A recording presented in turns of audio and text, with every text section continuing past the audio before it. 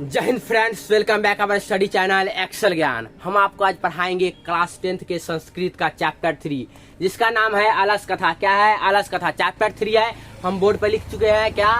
Chapter 3 अलस कथा। ठीक है, आज आपको हम पढ़ाएंगे, लाइन बाय लाइन पढ़ाएंगे। ठीक है, क्या? अलस कथा। यह एक व्यंग्यात्मक कहानी है, मतलब आलसियों की कहानी है, आपकी ही कहानी है। ठीक है, व्यंग्यात्मक मतलब होता है हंसी मजाक टाइप का कहानी होता है। ठीक है, लेकिन सीख बहुत देता है। ठीक है ना, तो ये एक व्यंग्यात्मक कहानी है, व्यंग्यात्मक कथा है। ऑब्जेक्टिव पूछेगा कि अलस कथा कैसी कथा है, तो व्यंग्यात्मक। पहला ही चैप्टर के नाम से ही ऑब्जेक्टिव है। क्या है? तो अलस कथा कैसी कथा है तो व्यंग्यात्मक। कैसी? व्यंग्यात्मक। इसके रचनाकार कौन है? इनके रचनाकार कौन है? लेखक कौन है अलस कथा के? तो विद्यापति। कौन? विद्यापति। प्रणाम। हाँ, यही है विद्यापति जी है इनके लेखक। किनके? तो अलस कथा के लेखक है। ठीक है, चलिए हम पढ़ते हैं, लाइन बाय लाइन पढ़ते हैं, एक एक पॉइंट आपको बताएंगे। ठीक है, एकदम एक एक पॉइंट देखिए, नहीं तो ऑब्जेक्टिव छूट जाएगा आपका। फिर जाइएगा गैर से याद करने ऑब्जेक्टिव, मॉडल पेपर जाइएगा ऑब्जेक्टिव याद करने। बोलिए कि सर जी कौन कौन भी ऑब्जेक्टिव कहाँ से याद करे? कोई जरूरी नहीं है, पॉइंट देखिए, आप याद कीजिए, ऑब्जेक्टिव की टेंशन नहीं लीजिए। ठीक है, क्या कहा जा रहा है? अयम पाठ विद्यापति कृतस्य कथा ग्रंथस्य पुरुष परिच्छेति नामकस्य अंश विशेषो वर्तते। कहा जा रहा है कि अयम पाठ, यह पाठ विद्यापति कृतस्य, विद्यापति की द्वारा रचना किया गया है। कथा ग्रंथस्य पुरुष परिच्छेति नामकस्य अंश विशेषो वर्तते। और कहाँ से? मतलब विद्यापति जी के द्वारा। कहाँ से? तो पुरुष परीक्षा नाम के ग्रंथ से। कहाँ से बउआ? तो पुरुष परीक्षा नाम के ग्रंथ से रचना किया गया है। किसका? तो अलस कथा का। किनके द्वारा? तो विद्यापति जी के द्वारा। अब विद्यापति क्या है? तो मैथिल कवि। ऑब्जेक्टिव पूछता है कि विद्यापति कैसे कवि है, तो मैथिल कवि है। और यहाँ ध्यान दीजिए, आपसे पूछा जाएगा कि अलस कथा किस ग्रंथ से लिया गया है, तो पुरुष परीक्षा नाम के ग्रंथ से लिया गया है। और रचनाकार है कौन? किनके द्वारा लिया गया है? तो विद्यापति जी के द्वारा लिया गया है। किनके द्वारा लिया गया है? विद्यापति जी के द्वारा लिया गया है। इस पाठ के लेखक विद्यापति जी हैं। कौन है? विद्यापति जी। आगे देखिए, आगे कहा जा रहा है कि पुरुष परीक्षा सरल संस्कृत भाषायाम कथा रूपेण विभिन्ना नाम मानव गुणा नाम महत्तम वर्णयति। कहा जा रहा है कि पुरुष परीक्षा सरल संस्कृत भाषायाम, मतलब सरल संस्कृत भाषा में, ये पुरुष परीक्षा नाम का जो आपका ग्रंथ है ना, वो सरल संस्कृत भाषा में कथा रूपेण, कथा के रूप में, विभिन्ना नाम, विभिन्न प्रकार के, मानव गुण नाम, मानव के गुण का महत्व वर्णयति, महत्व का वर्णन करती है। ऑब्जेक्टिव पूछेगा कि कौन मानव के महत्व के गुण का वर्णन करती है, तो पुरुष परीक्षा ग्रंथ। इतना ही नहीं, अभी और सुनिए। दोषानाम च निराकरणाय शिक्षा में ददाती। और दोष, जो बुराई है आपके अंदर भरा हुआ, उसके निराकरण के लिए, उसको ठीक करने के लिए उपाय भी बताता है। कौन? पुरुष परीक्षा नाम का ग्रंथ है। ठीक है, आगे देखिए क्या कहा जा रहा है। विद्यापति है लोकप्रिय है मैथिली कवि आशित। जो हमारे विद्यापति जी हैं। कौन विद्यापति जी? यही विद्यापति। प्रणाम। ये विद्यापति जी है, ये लोकप्रिय मैथिली कवि है। ऑब्जेक्टिव पूछेगा कि विद्यापति जी कैसे कवि है, तो मैथिली कवि है। ऑब्जेक्टिव रहेगा कि मैथिल कवि इनमें निम्नलिखित में कौन है, तो विद्यापति जी है। ठीक है बुआ, आगे देखो क्या कहा जा रहा है।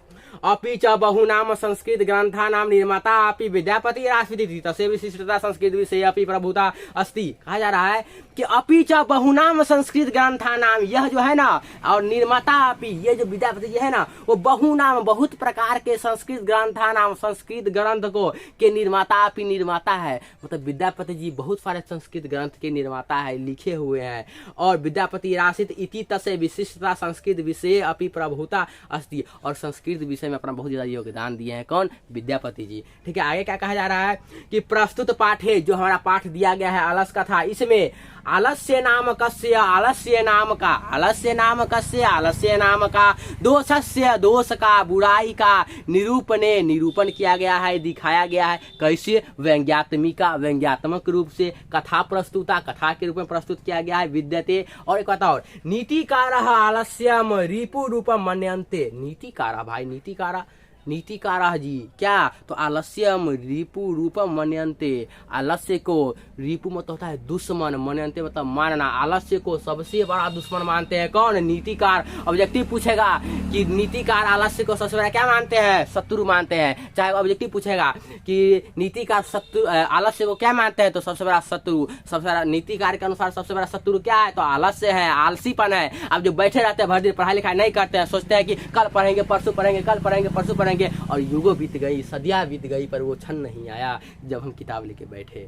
ठीक है, तो वही कहा जा रहा है कि नीतिकार आलस्यम रिपु रूपम मन्यन्ते। नीतिकार आलस्य को सबसे बड़ा क्या मानता है रे? शत्रु। क्या? शत्रु। बोलो, शत्रु, शत्रु, शत्रु। ठीक है, आगे ध्यान दो।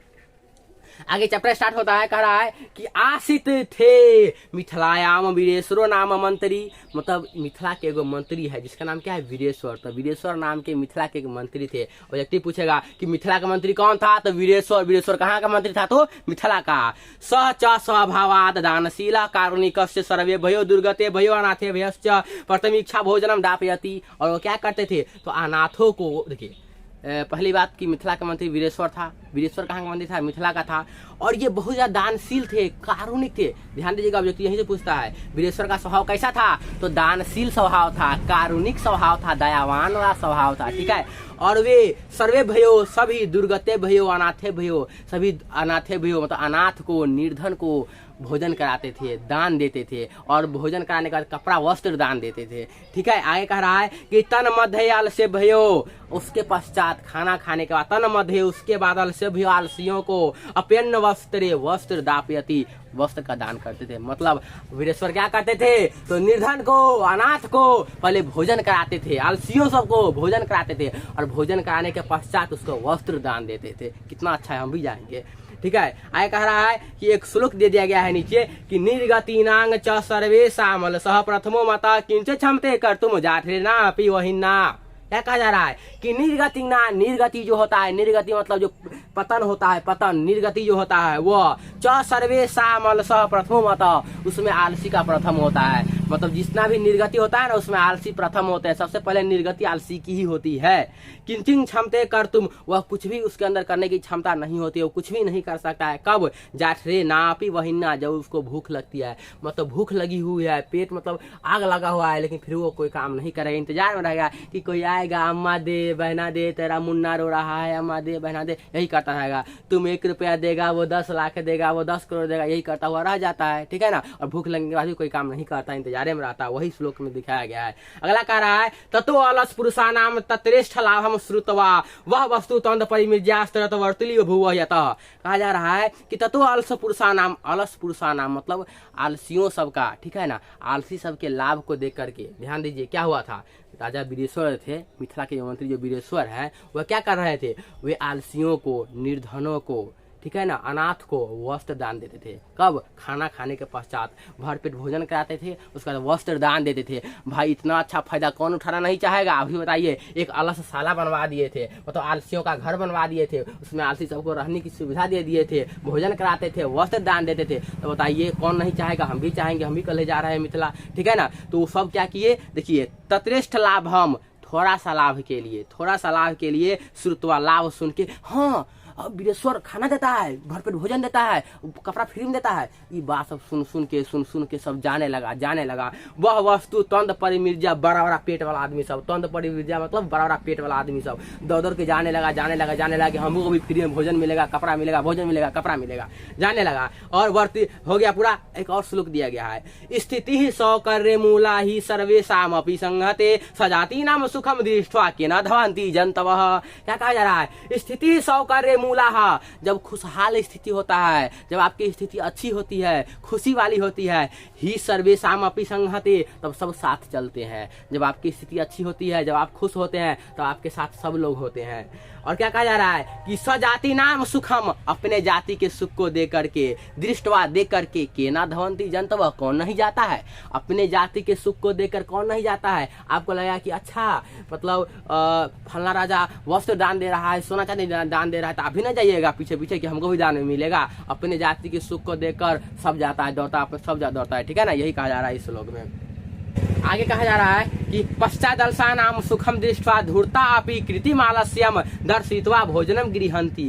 कहा जा रहा है कि पश्चादलसा नाम मतलब आलसियों के सुखम दृष्टवा, आलसियों के सुख को देखकर, धूर्ता अपि, धूर्ता मतलब जो कुछ नहीं कहता, धूर्त होता है, ठीक है ना, वो अपि कृत्रिम आलस्यम दर्शित्वा भोजनम गृहंती, वो कृत्रिम आलसी का रूप धर के भोजन ग्रहण करने चला जाता था। कृत्रिम आलसी समझते हैं, कृत्रिम मतलब जो इंसान खुद बनाता है, प्राकृतिक में जो भगवान बना के भेजते हैं। तो मान लीजिए हम तो आलसी नहीं है, कितना अच्छा आपको पढ़ा रहे हैं, पढ़ा के पैसा कमा सकते हैं, लेकिन अब जब राजा दैये रहे हैं तो मेहनत कैला करे हैं। हम भी है ना, ये थोड़ा कपड़ा फटा उठा और फाड़ लेते हैं, फटा तो ये है, और फाड़ लेते हैं और मतलब हालत खराब कर लेते हैं, कृत्रिम आलसी बन के, मतलब धूर्त वाला आलसी बन के जाते हैं हमको भी दीजिए भोजन, हम भी करेंगे, ऐसे जाते, इसी बोलते कृत्रिम आलसी। तो जब देखे ना सब लोग कि आलसी के सुख को देख करके कि भोजन मिल रहा है फ्री में, ना कोई काम है, ना कोई धंधा है, ना कोई मेहनत है, फ्री में भोजन मिलेगा, फ्री में कपड़ा मिलेगा, एकदम ऐश मौज है एकदम, हम भी जाएंगे, है ना। तो सभी लोग देखे कि अच्छा इतना सुख है यार, हम भी चलते हैं ना, मजा आएगा ना, राजे का न जाता है, हमारा कहा जाता है,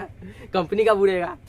आगे ध्यान दीजिए क्या कहा जा रहा है, कह रहा है कि तदंतरम अलसाशालायाम बहुद्रव्यम दृष्टवा तन्नि योगी पुरुष प्रामिष्टम। तदंतरम हमेशा अलसशाला में, मतलब हमेशा से, उसके पश्चात देखिए क्या हुआ। पहले जब ओरिजिनल आलसी आता था तो मान लीजिए एक बोरा चावल में काम हो गया, लेकिन अब देखिए तदंतरम अलसशालायाम, मतलब लगातार अलसशाला में, बहुद्रव्यम, बहुत ज्यादा द्रव्यम, मतलब बहुत ज्यादा खाना पीना। मान लीजिए पहले 10 बोरा चावल लग रहा है, अब 50 बोरा चावल लग रहा है, पहले 20 सेट कपड़ा देते थे, अब 50-100 सेट कपड़ा दिया जा रहा है। ऐसे करते करते दृष्टवाद देख करके, कौन, तन्नि योगी पुरुष। तन्नि योगी पुरुष जो राजा के सलाहकार होते हैं, जो राजा को सब बात बताते हैं, अल्लाह सलाह की निगरानी करते हैं, वे लोग परामर्श करते हैं, मतलब उपाय देते हैं। टेंशन में आते हैं, क्या देते हैं उपाय कि बताइए अगर आप ऐसे दान करते चले जाइएगा, जो आलसी नहीं है वो भी आ रहा है, तो आप तो बिलट ही जाइएगा, फिर आपको भी किसी दूसरे के अल्लाह सलाम जाना पड़ेगा। बृहस्पति जी को समझाते हैं, ठीक है। अब सब लोग चिंता में हैं, तो तन्नि योगी पुरुष जो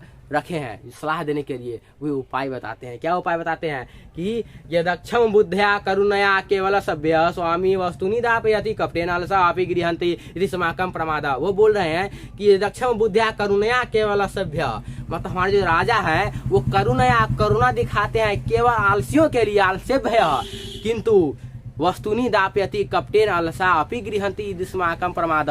लेकिन यहाँ जो कपटी आलसी है वो भी आके फायदा उठा रहा है। मतलब हमारे राजा जो है, हमारे स्वामी जो है, वे केवल करुणा किसको दिखा रहे हैं, ओरिजिनल आलसी पे ना भाई, लेकिन यहाँ पे कपटी आलसी भी आ जा रहे हैं। ये धन लगातार लूटते चला जाएगा, हम भी गरीब हो जाएंगे, हमको भी भिखारी बनना पड़ेगा, हम भी बोलेंगे अम्मा दे बहना दे, जरा मुंह रो रहा है। आगे ध्यान दीजिए, कहा जा रहा है यदि भवती तदल पुरुषानाम परीक्षाम कुर्मुः इति परामर्श्य प्रसुप्तेषु अलसशालायां तन्नि योगी पुरुषः वहिना दापयति निरपमासु। कहा जा रहा है कि उपाय दे रहे हैं कि तद अलस पुरुषानाम, कि आलसी पुरुषों सबका परीक्षाम कुर्मुः, परीक्षा लेते हैं, आलसियों का परीक्षा लेते हैं। ऑब्जेक्टिव पूछेगा कि आलसियों की परीक्षा लेने की सलाह किसने दी, तो तन्नि योगी पुरुष ने। ध्यान दीजिए क्या कहा जा रहा है कि मिथिला तो हो गया। आगे ध्यान दीजिए, कहाँ गया लिखे कि नहीं लिखे हैं, चलिए नहीं लिखे हैं लेकिन लिख देते हैं। हाँ, परीक्षा देखिए यहाँ पे, परीक्षा लेने की सलाह किसने दी, तो तन्नि योगी पुरुष ने। कौन, तन्नि योगी पुरुष ने, ठीक है। तो कैसे परीक्षा लेंगे भाई, तो इति परामर्श्य, वे परामर्श देते हैं कि प्रसुप्तेषु, जब वे सोए हुए रहेंगे, कौन, आलसी लोग, तब अलसशाला में तन्नि योगी पुरुष के द्वारा वहिन्नम, मतलब आग, दापयित्वा, दान दे दिया गया। मतलब अलसशाला में, झोपड़ी में, अपना अलस वाला घर में जहाँ आलसी लोग रहते थे, जब सब लोग सोए हुए थे, तब आग लगा दिया गया। और जब आग लगा तब देखिए क्या हुआ, आग लगा तो देखिए ततो गृह लग्नम प्रवृद्ध मंगनी दृष्ट्वा धूर्ता सर्वे पालिता। ततो गृह लग्नम, जब घर में आग लग गया, प्रवृद्ध मंगनी, एकदम भयंकर घर घोर आग का लपटा चल रहा है, वैसा आग लगा। दृष्टवा, देख के धूर्ता, मतलब जो धूर्त लोग, जैसे कपटी आलसी थे, सर्वे पालिता, सब भाग रे, आग लगलो रे, सब भाग गया, ठीक है ना। पश्चात अपनी पालिता, मतलब जितना जो एक दो ओरिजिनल आलसी थे ना वो भी भाग गए, ठीक है। आगे कहा जा रहा है कि चत्वारः पुरुषास्त्र सुप्ता परस्पर मालय अपंती।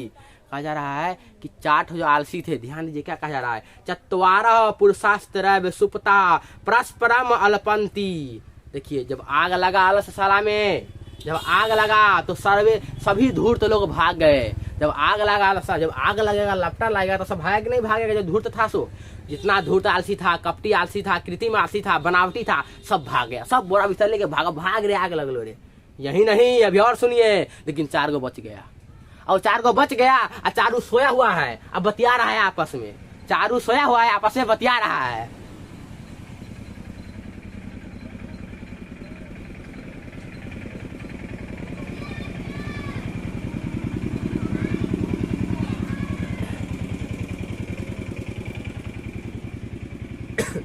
चारू क्या बता रहा है आपस में, देखिए क्या कह रहा है, एकेन वस्त्रावृत मुखेनोक्तम, एक ठो वस्त्र ओढ़ के ही, मतलब मुंह भी नहीं निकाला बाहर, अंदरे में क्या बोल रहा है कि अहो हो कथम कोलाहलम, कथी के हल्ला गुला है हो, कथम कोलाहलम, कैसा हल्ला गुला है, कैसा शोर गुला है। पहला क्या बोला ध्यान दीजिए, अहो कथम कोलाहलम।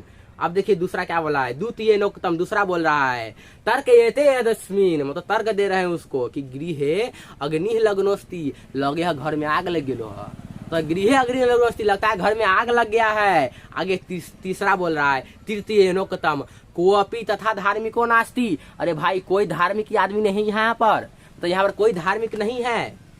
यह जो इदानीम जो हमारे ऊपर जलादय वासो भी कटैरवा समान प्रावृणोति, जो भीगा हुआ चटाई हमारे देह पर डाल दे, मतलब कहा जा रहा है कोअपि धार्मिको नास्ति, यह इदानीम मतलब कोई धार्मिक व्यक्ति नहीं है। तीसरा बोल रहा है जो हमारे पर भीगा हुआ चटाई को भीगा करके हमारे देह पर उठा दे, जो हम जले ना। अब देखिए चौथा क्या कह रहा है, चौथा कह रहा है चतुर्थयोक्तम कह रहा है कि अये वचालह, वचाल मतलब होता है भटवा जो ज्यादा बोलता है, ठीक है ना। अये वचालह, ये वचालह, ये भटवा सब, कति वचना नहीं, कितना बतियाओगे, कितना बोलोगे, कितना शोर मचाओगे। वक्तुम सकनुथ, शांत रहो, चुप रहो, चुप।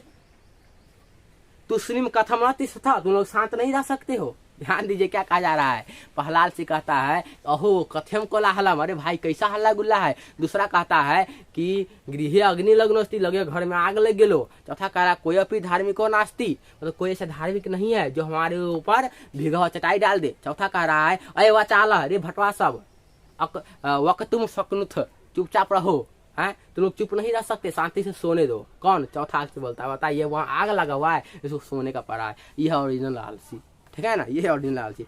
यही नहीं है, आगे और देखिए क्या कहा जा रहा है कि लास्ट है ततश्चतुर नाम अपि तेषाम एवं परस्पर लापम श्रुत्वा वहिन च प्रविध मेषापुपरि पतिशयन्तम दृष्ट्वा। क्या कहा जा रहा है कि वो चारों जो बतिया रहा था, चतुर नाम अपि, जो चारों जो बतिया रहा था, ऊपर आग लगा हुआ था, तेषाम में परस्परम लापम, आपस में बातचीत करते हुए जो देख रहा था, श्रुतवा सुन करके, वहिन्न मतलब आग जो लगा हुआ था, प्रवृद्ध मतलब भयंकर आग लगा हुआ था, तो बाहर में दूर से, यहाँ तो अलग साला है ना, तो दूर से खड़े थे कौन, तन्नी योगी पुरुष सब, राजा के आदमी सब, वो देख रहे थे कि ये सब भाग नहीं रहा है, ओढ़ के आपस में बतियाए रहा है, उसको बोल रहा है, उसको बोल रहा है, भाग नहीं रहा है। तो ऐसे में राजा सोचा कि हमको तो पाप लग जाएगा भाई, और ये सब मर गया तो देखिए क्या किए, तो ये क्या किए, चतवारों पे अलसा, चारू अलसी को, कौन, तो नियोगी पुरुष सैवर्ध भयन, मतलब नियोगी पुरुष को भय हो गया कि कहीं मर गए तो पाप लगेगा राजा को। तो चतवारों पे अलसा, चारू आलसी को केशवा कृष्य गृहत्वा गृहाद बहिष्कृता,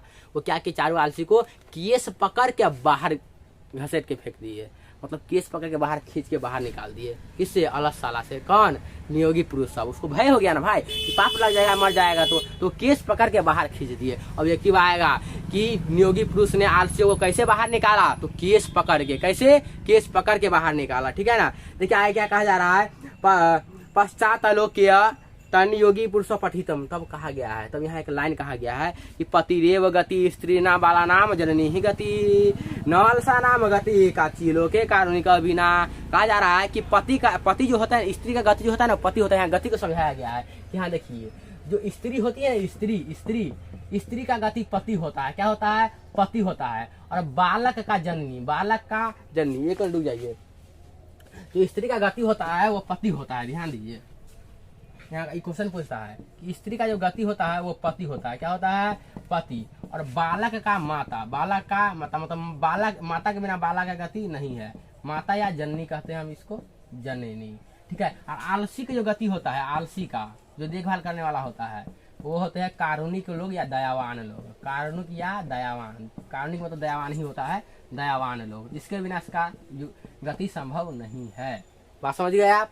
तो स्त्री की गति क्या है, पति, बालक का जननी या माता, और आलसी का कारुणिक लोग या दयावान लोग। और उसके पश्चात क्या हुआ, पश्चातेशु, उसके पश्चात क्या हुआ, चतुर्सलेशु, मतलब चारों आलसी को ततो अधिकतरम, बहुत ज्यादा अधिकतर वस्तु मंत्री जी दे के भेज दिए घर पे। मतलब क्या हुआ, आप फिर से कोई रिकॉल करा दे हम, ये चैप्टर है आलस का था, ये पुरुष परीक्षा नाम के ग्रंथ से लिया गया है। कहाँ से लिया गया है, ध्यान सुन लीजिए, एक बार सुन लीजिए, बस एक बार सुन लीजिए ना।